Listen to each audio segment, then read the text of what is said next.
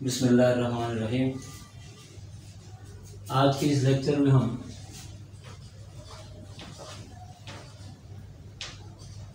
Logarithm को समझेंगे।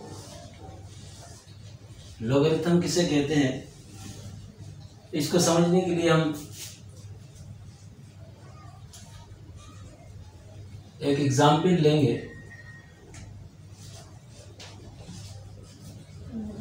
2 multiply by 2 multiply by 2 3 time. इसे हम एक्सपोनेंशियल फॉर्म में लिखें तो 2 की पावर 3 लिखते हैं। 2 जितनी बार मल्टीप्लाई हुआ है, 3 टाइम मल्टीप्लाई हुआ है, 2 को एक ही बार लिखते हैं और इस पर पावर 3 लिख दी जाती है।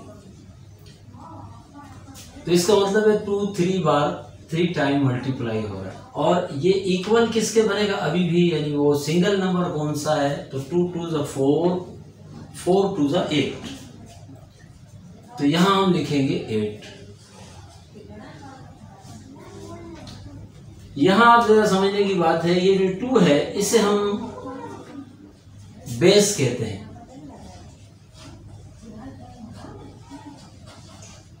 और ये जो 3 है इसे हम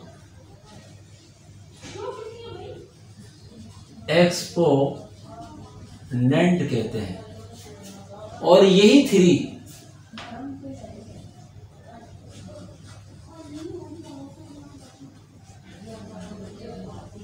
लॉगरिथम भी कहलाता है।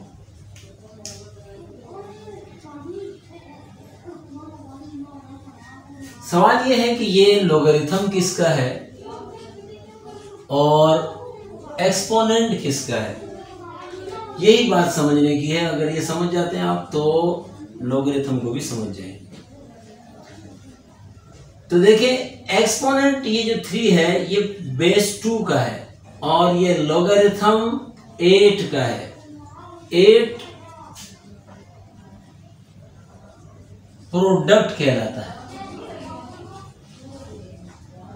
किसका प्रोडक्ट? 2 का प्रोडक्ट 2 के साथ 3 टाइम, यानी 2 को 2 से 3 टाइम मल्टीप्लाई किया तो हमारे पास 8 आता है। 2 2 4 4 2 8। ये जो 8 है ये प्रोडक्ट है 2 का, और यूं भी कह सकते हैं कि 2 की पावर 3 का प्रोडक्ट है 8। तो यहां ये जो 2 है ये बेस है, और 3 एक्सपोनेंट है 2 का, और यही 3 लॉगरिथम है 8 का बेस 2 पर। यानी यहां इन नंबरों की आपस में रिलेशन को ही नाम दिए गए हैं। आप समझ गए कि इस 3 को हम इसका एक्सपोनेंट कहते हैं और पावर भी कहते हैं, और 2 को इस 3 का बेस कहते हैं। तो 3 को इस 8 का क्या कहते हैं? लॉगरिथम कहते हैं। यानी 3 is the logarithm of 8 on the base 2। यानी बेस 2 पर 8 का लॉगरिथम 3 है। अब मैं इसको लिखूंगा इस तरह कि 2 is the logarithm of 8, sorry, 3 is the logarithm of 8 on the base 2. 3 is the logarithm of 8 on the base 2. अब अगर हम जब ये कहते हैं कि 3 लॉगरिथम है 8 का, तो गोया हम ये बताना चाह रहे होते हैं कि 2 की पावर 3 डाली जाए या 2 की पावर 3 लिखी जाए तो 8 आता है। अब जरा एक और अंदाज में लिखते हैं उसे कि logarithm of 8, logarithm of 8 is 3 on the base 2. Logarithm of 8 is 3 on the base 2। 8 का लोगरिथम 3 है बेस 2 पर।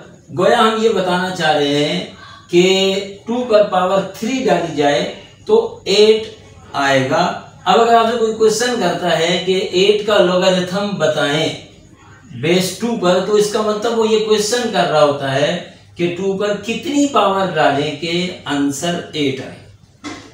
यानी अगर कोई कहता है कि 8 का लोगरिथम बेस 2 पर बताएं, तो इसका मतलब वो हमसे ये पूछना चाहता है कि 2 की कितनी पावर डालें कि आंसर 8 आए। तो हम जान चुके हैं यहाँ पर देखकर कि 2 की पावर 3 डाली जाए तो उसका मतलब होता है 2 multiply by 2 multiply by 2 3 time, और इसका आंसर 8 आता है, तो 3 लोगरिथम हो जाएगा।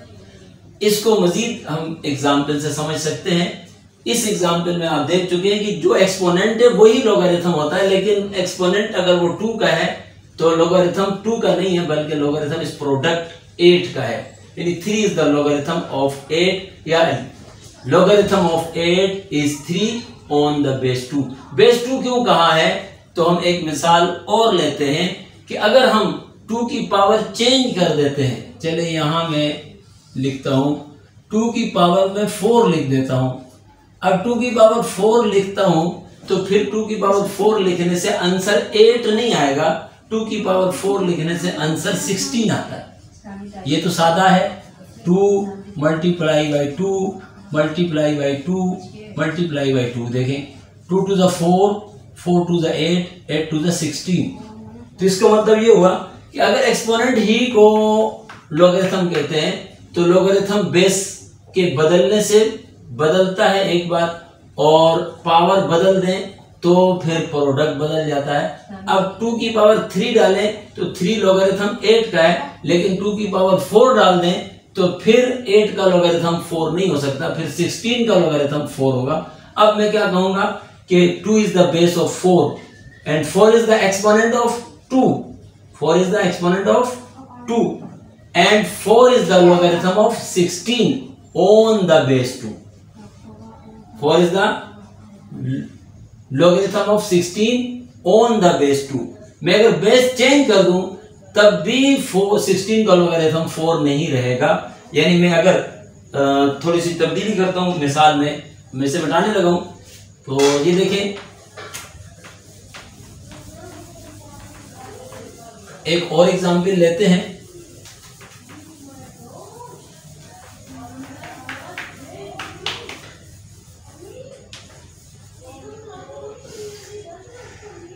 ये देखें अगर मैं 3 की पावर 4 लिखता हूं तो आंसर 16 नहीं आएगा।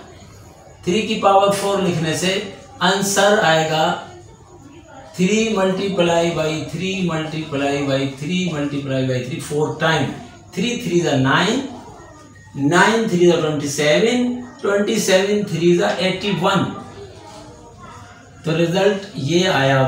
अब चूंकि एक्सपोनेंट ही लोगरिथम है, लेकिन एक्सपोनेंट ये 3 का है, 4 is the exponent of 3, but 4 is the logarithm of 81। यानी 3 की पावर 4 डाली जाए तो 81 आता है, तो यही 481 का लोगरिथम है, 3 का ये एक्सपोनेंट है। तो देखें यहां 4 इज द लोगरिथम ऑफ 16 और यहां 4 is the logarithm of 81। Base क्या हो गया, चेंज हो गया। यही 4 बेस 3 पर लोगरिथम 81 का है और यही 4 बेस 2 पर लोगरिथम 16 का है। तो इसका मतलब है कि एक ही नंबर लोगरिथम मुख्तलिफ नंबरों का हो सकता है अगर बेस चेंज कर दिया जाए। तो बेस 2 पर 4 इज द लोगरिथम ऑफ 16 और बेस 3 पर 4 इज द लोगरिथम ऑफ 81। तो इस तरह लोगरिथम डिपेंड करता है बेस पर भी। बेस चेंज कर दें तो किसी नंबर का लोगरिथम बदल जाता है। तो इस तरह हम अगर चाहते हैं कि बेस 2 के अलावा किसी और नंबर पर यानी 16 का लोगरिथम, तो जैसे ही बेस चेंज होगा तो ये नंबर भी चेंज हो जाएगा। यानी मैं 3 पर चाहता हूं ऐसा नंबर लिखना कि 16 आए, तो फिर वो 4 नहीं लिख सकता, क्योंकि 3 पर पावर 4 लिखूंगा तो 81 आएगा। तो यहां पर ये ध्यान में रख लें कि किसी भी नंबर पर जब पावर लिखी जाती है तो वही पावर प्रोडक्ट का लॉगरिथम होता है। तो यहाँ पर 4 is the logarithm of 81, 4 is the logarithm of 16 on the base 2। यहाँ मैं अब बेस चेंज नहीं करता, देखिए यहाँ इस तरह लिखता हूँ, बेस मैंने यही रखा। तो 3 की पावर 2 का मतलब 3 मल्टीप्लाई बाई 3 2 टाइम, तो 3 3 is 9, तो 2 is the logarithm of 9 on the base 3। मैं इस तरह लिख देता हूँ 3 की पावर 3, तो ये 27 बनेगा। तो अब देखें 3 is the logarithm of 27 on the base 3। Change कर दूं तो मैं इस तरह लिख सकता हूँ 4 की पावर 2 लिख देता हूँ, तो देखिए ये 16 आएगा। 4 की पावर 2 ये भी 16 है। देखिए अब मैं बेस 4 पर 4 नहीं डाल सकता, तो बेस चेंज हुआ। अब 16 का लॉगरिथम 2 बन गया। 2 पर 16 का लॉगरिथम 4 है, लेकिन 4 पर 16 का लॉगरिथम 2 है। तो अब यहां देखें मैं लिख देता हूं 4 की पावर 3, तो 4 की पावर 3 का मतलब है 4 multiply by 4 multiply by 4 3 time, 4 4 16, 16 4 64, तो 4 to the power 3 is equal to 64। अब रिजल्ट यहाँ क्या नजर आ रहा है आपको कि 3 is the exponent of 4 but 3 is the logarithm of 64 on the base 4। तो इसका मतलब है आपने यहाँ देखा कि बेस चेंज करने से रिजल्ट, क्योंकि प्रोडक्ट बदल रहा है तो इसलिए लॉगरिथम भी बदल जाता है। अब यहाँ जो सब कुछ हमने बताया कि लॉगरिथम है क्या, अब लॉगरिथम को लिखने का भी अपना एक तरीका है। तो यहाँ पर मैं शॉर्टली बताता हूँ कि देखिए 3 is the logarithm of 64 on the base 4, या यूं लिखूंगा, कहूंगा कि logarithm of 64 is 3, logarithm of 64 is 3 on the base 4। तो लॉगरिथम ऑफ 64 इज 3, तो मैं इक्वल लिखूंगा और 3 लिख दूंगा यहाँ। और ये जो बेस 4 है वो लॉग जो लिखा है लॉगरिथम का शॉर्ट LOG, लॉग जी की दुम के पास, टेल के पास यहाँ छोटा सा 4 डालूंगा। अब ये जो मैंने लिखा है 4 to the power 3 is equal to 64, ये स्टेटमेंट एक्सपोनेंशियल फॉर्म कहलाती है और इसी को मैंने इस शक्ल में लिखा है। तो ये जो स्टेटमेंट लिखा है मैंने, ये इसी एक्सपोनेंशियल फॉर्म वाला जो स्टेटमेंट है, बयान है, ये उसी बयान की लॉगरिथमिक शक्ल है। log of 64 is 3 on the base 4। ये मैंने लॉगरिथम की ज़बान में लिख दिया है। इसे लॉगरिथमिक फॉर्म कहते हैं, लॉगरिथमिक शक्ल कहते हैं, और इसे एक्सपोनेंशियल फॉर्म, कुव्वत नुमाई शक्ल कहते हैं। कुव्वत नुमाई शक्ल उर्दू वालों के लिए बता रहा हूँ, वरना ज़्यादातर इंग्लिश में पढ़ते हैं। ये लॉगरिथमिक शक्ल, ये कुव्वत नुमाई शक्ल, एक्सपोनेंशियल फॉर्म, लॉगरिथमिक फॉर्म। अब आप समझ गए होंगे लॉगरिथम किसे कहते हैं। इसकी डिटेल मजीद अगले लेक्चर में होगी। अल्लाह हाफिज़।